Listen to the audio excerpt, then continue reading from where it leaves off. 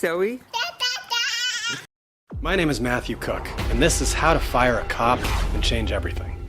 There's always been a tension in law enforcement, or any field for that matter, between working for the public good and letting power run amok. For a page-turning history, there's one book that stands above the rest, and that's Radley Balco's Rise of the Warrior Cop. If you download the audiobook, you'll be helping support this series. So back in 1995, there's a guy named Van Jones, and he starts the Bay Area Police Watch, a lawyer referral service for victims of police abuse. As soon as it was set up, their hotline started receiving 15 calls a day. Van said, just because somebody calls and says Officer so-and-so did something to me, it doesn't mean something actually happened. But once you get 6 phone calls about the same officer, you see a pattern, and you can try and take affirmative steps. If you think it's hard to get a teacher fired or your boss disciplined, try to get a cop fired. That takes an awful lot. For 2 years, Van and Police Watch led a campaign against a dangerous killer named Officer Mark Ondaya. He'd actually killed 2 unarmed African-American men.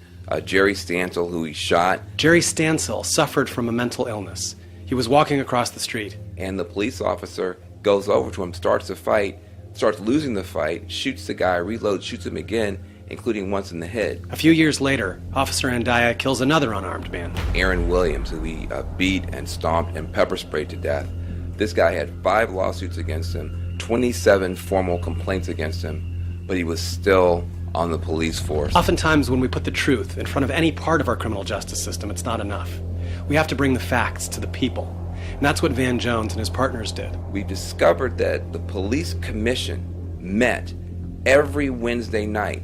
So what we did was we went and got hundreds of people from the community to stand in long lines and use their right to talk about what was going on. Everybody had, I think, 2 minutes or 3 minutes. We had people going out the back of the building sometimes.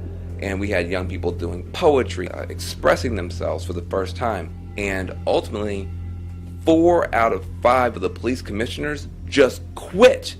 The mayor had to appoint a whole new commission. We have decided on a 4-0 vote to accept the chief's recommendation to terminate the officer. That was an important moment for us to realize that these are just human beings, and they can be reasoned with or they can be pressured to do the right thing.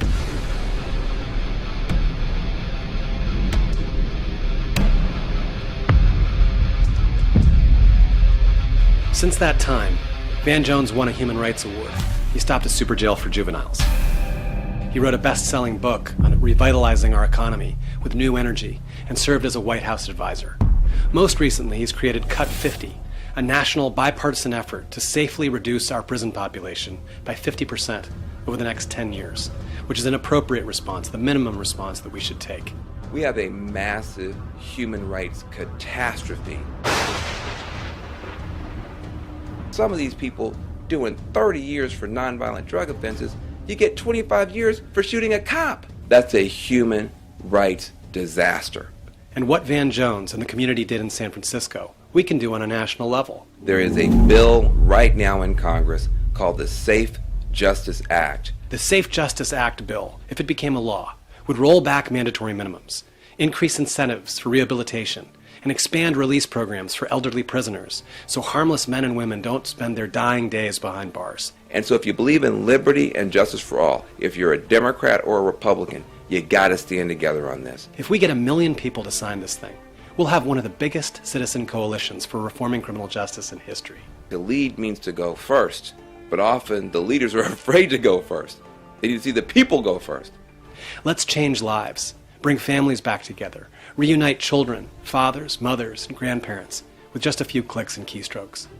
Visit justicereformnow.org and download Rise of the Military Cop to hear an unbelievable piece of the puzzle revealing where we are today and help support this series. You can use the link in the description